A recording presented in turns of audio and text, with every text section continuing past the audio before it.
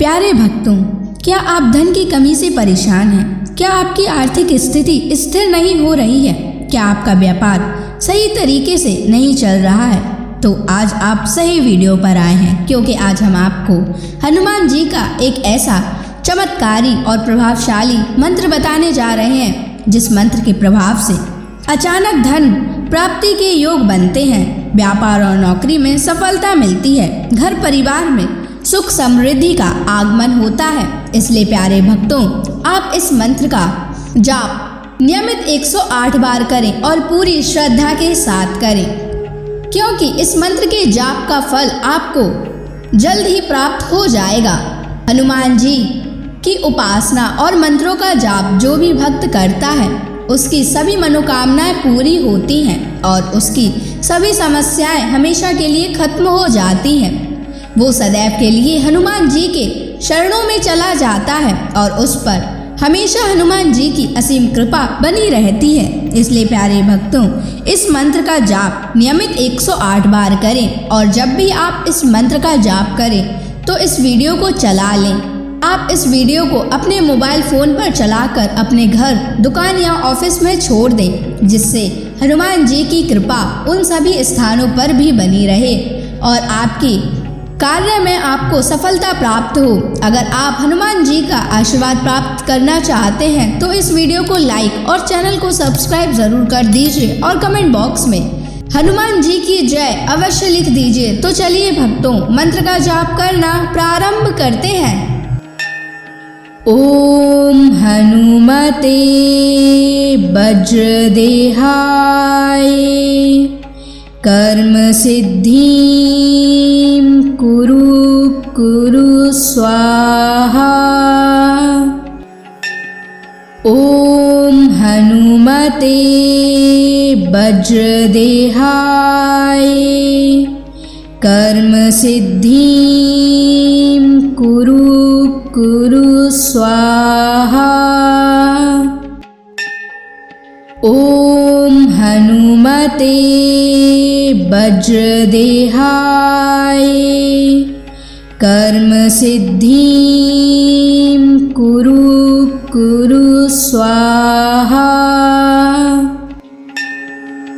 ओम हनुमते वज्रदेहाय कर्म सिद्धिं कुरु स्वाहा। ओम हनुमते वज्रदेहाय कर्म सिद्धिं कुरु स्वाहा। ओम हनुमते वज्रदेहाय कर्म सिद्धिं कुरु स्वाहा। ओम हनुमते वज्रदेहाय कर्म सिद्धिं कुरु स्वाहा। ओम हनुमते वज्रदेहाय कर्म सिद्धिं कुरु स्वाहा। ओम हनुमते वज्रदेहाय कर्म सिद्धिं कुरु स्वाहा। ओम हनुमते वज्रदेहाय कर्म सिद्धिं कुरु स्वाहा। ओम हनुमते वज्रदेहाय कर्म सिद्धिं कुरु स्वाहा। ओम हनुमते वज्रदेहाय कर्म सिद्धिं कुरु कुरु स्वाहा। ॐ हनुमते वज्रदेहाय कर्म सिद्धिं कुरु कुरु स्वाहा। ॐ हनुमते वज्रदेहाय कर्म सिद्धिं कुरु कुरु स्वाहा। ॐ हनुमते वज्रदेहाय कर्म सिद्धिं कुरु कुरु स्वाहा। ॐ हनुमते वज्रदेहाय कर्म सिद्धिं कुरु कुरु स्वाहा। ॐ हनुमते वज्रदेहाय कर्म सिद्धिं कुरु कुरु स्वाहा। ॐ हनुमते वज्रदेहाय कर्म सिद्धिं कुरु कुरु स्वाहा। ॐ हनुमते वज्रदेहाय कर्म सिद्धिं कुरु कुरु स्वाहा। ॐ हनुमते वज्रदेहाय कर्म सिद्धिं कुरु कुरु स्वाहा। ॐ हनुमते वज्रदेहाय कर्म सिद्धिं कुरु कुरु स्वाहा। ॐ हनुमते वज्रदेहाय कर्म सिद्धिं कुरु कुरु स्वाहा। ॐ हनुमते वज्रदेहाय कर्म सिद्धिं कुरु कुरु स्वाहा। ॐ हनुमते वज्रदेहाय कर्म सिद्धिं कुरु कुरु स्वाहा। ॐ हनुमते वज्रदेहाय कर्म सिद्धिं कुरु कुरु स्वाहा। ॐ हनुमते वज्रदेहाय कर्म सिद्धिं कुरु कुरु स्वाहा। ॐ हनुमते वज्रदेहाय कर्म सिद्धिं कुरु कुरु स्वाहा। ॐ हनुमते वज्रदेहाय कर्म सिद्धिं कुरु कुरु स्वाहा। ॐ हनुमते वज्रदेहाय कर्म सिद्धिं कुरु कुरु स्वाहा। स्वाहा। ॐ हनुमते वज्रदेहाय कर्म सिद्धिं कुरु स्वाहा। ॐ हनुमते वज्रदेहाय कर्म सिद्धिं कुरु स्वाहा। ॐ हनुमते वज्रदेहाय कर्म सिद्धिं कुरु स्वाहा। ॐ हनुमते वज्रदेहाय कर्म सिद्धिं कुरु स्वाहा।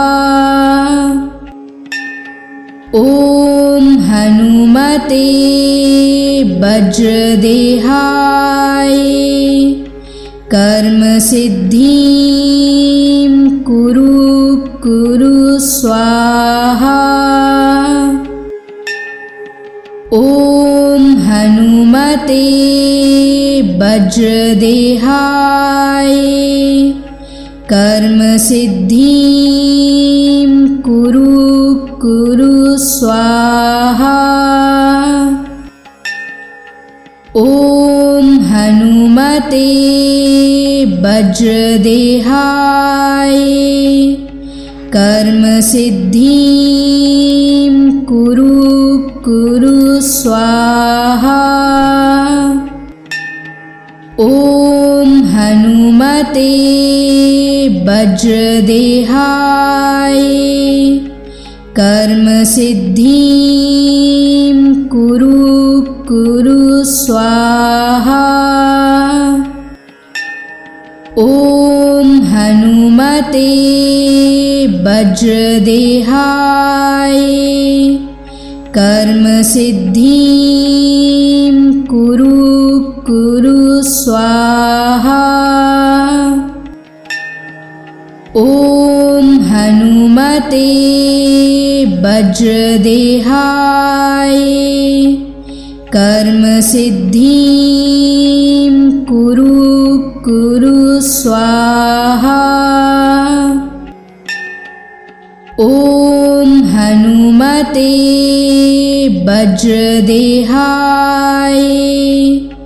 कर्म सिद्धिं कुरु स्वाहा। ॐ हनुमते वज्रदेहाय कर्म सिद्धिं कुरु स्वाहा। ॐ हनुमते वज्रदेहाय कर्म सिद्धिं कुरु स्वाहा। ॐ हनुमते वज्रदेहाय कर्म सिद्धिं कुरु स्वाहा। ॐ हनुमते वज्रदेहाय कर्म सिद्धिं कुरु स्वाहा। ॐ हनुमते वज्रदेहाय कर्म सिद्धिं कुरु स्वाहा। ॐ हनुमते वज्रदेहाय कर्म सिद्धिं कुरु स्वाहा। ॐ हनुमते वज्रदेहाय कर्म सिद्धिं कुरु कुरु स्वाहा। ॐ हनुमते वज्रदेहाय कर्म सिद्धिं कुरु कुरु स्वाहा। ॐ हनुमते वज्रदेहाय कर्म सिद्धिं कुरु कुरु स्वाहा। ॐ हनुमते वज्रदेहाय कर्म सिद्धिं कुरु कुरु स्वाहा। ॐ हनुमते वज्रदेहाय कर्म सिद्धिं कुरु कुरु स्वाहा। ॐ हनुमते वज्रदेहाय कर्म सिद्धिं कुरु कुरु स्वाहा। ॐ हनुमते वज्रदेहाय कर्म सिद्धिं कुरु कुरु स्वाहा। ॐ हनुमते वज्रदेहाय कर्म सिद्धिं कुरु कुरु स्वाहा। ॐ हनुमते वज्रदेहाय कर्म सिद्धिं कुरु कुरु स्वाहा। ॐ हनुमते वज्रदेहाय कर्म सिद्धिं कुरु कुरु स्वाहा। ॐ हनुमते वज्रदेहाय कर्म सिद्धिं कुरु कुरु स्वाहा। ॐ हनुमते वज्रदेहाय कर्म सिद्धिं कुरु कुरु स्वाहा। ॐ हनुमते वज्रदेहाय कर्म सिद्धिं कुरु कुरु स्वाहा। ॐ हनुमते वज्रदेहाय कर्म सिद्धिं कुरु कुरु स्वाहा। ॐ हनुमते वज्रदेहाय कर्म सिद्धिं कुरु कुरु स्वाहा।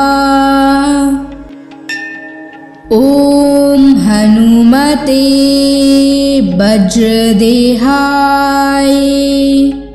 कर्म सिद्धिं कुरु कुरु स्वाहा। ॐ हनुमते वज्रदेहाय कर्म सिद्धिं कुरु कुरु स्वाहा। ॐ हनुमते वज्रदेहाय कर्म सिद्धिं कुरु कुरु स्वाहा। ॐ हनुमते वज्रदेहाय कर्मसिद्धिं कुरु स्वाहा। ॐ हनुमते वज्रदेहाय कर्मसिद्धिं कुरु स्वाहा। ॐ हनुमते वज्रदेहाय कर्मसिद्धिं कुरु स्वाहा। ॐ हनुमते वज्रदेहाय कर्मसिद्धिं कुरु स्वाहा। ॐ हनुमते वज्रदेहाय कर्मसिद्धिं कुरु स्वाहा। ॐ हनुमते वज्रदेहाय कर्मसिद्धिं कुरु स्वाहा। ॐ हनुमते वज्रदेहाय कर्मसिद्धिं कुरु स्वाहा। ॐ हनुमते वज्रदेहाय कर्मसिद्धिं कुरु स्वाहा। ॐ हनुमते वज्रदेहाय कर्मसिद्धिं कुरु स्वाहा। ॐ हनुमते वज्रदेहाय कर्मसिद्धिं कुरु स्वाहा। ॐ हनुमते वज्रदेहाय कर्मसिद्धिं कुरु स्वाहा। ॐ हनुमते वज्रदेहाय कर्मसिद्धिं कुरु स्वाहा। ॐ हनुमते वज्रदेहाय कर्मसिद्धिं कुरु स्वाहा। ॐ हनुमते वज्रदेहाय कर्मसिद्धिं कुरु स्वाहा। ॐ हनुमते वज्रदेहाय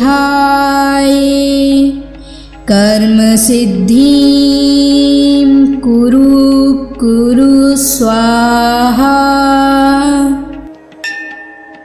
ॐ हनुमते वज्रदेहाय कर्मसिद्धिं कुरु स्वाहा। ॐ हनुमते वज्रदेहाय कर्मसिद्धिं कुरु स्वाहा। ॐ हनुमते वज्रदेहाय कर्म सिद्धिं कुरु कुरु स्वाहा। ॐ हनुमते वज्रदेहाय कर्म सिद्धिं कुरु कुरु स्वाहा। ॐ हनुमते वज्रदेहाय कर्म सिद्धिं कुरु कुरु स्वाहा।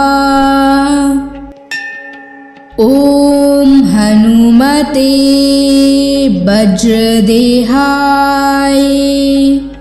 कर्म सिद्धिं कुरु कुरु स्वाहा। ॐ हनुमते वज्रदेहाय कर्म सिद्धिं कुरु कुरु स्वाहा। ॐ हनुमते वज्रदेहाय कर्म सिद्धिं कुरु कुरु स्वाहा। ॐ हनुमते वज्रदेहाय कर्म सिद्धिं कुरु कुरु स्वाहा। ॐ हनुमते वज्रदेहाय कर्म सिद्धिं कुरु कुरु स्वाहा। ॐ हनुमते वज्रदेहाय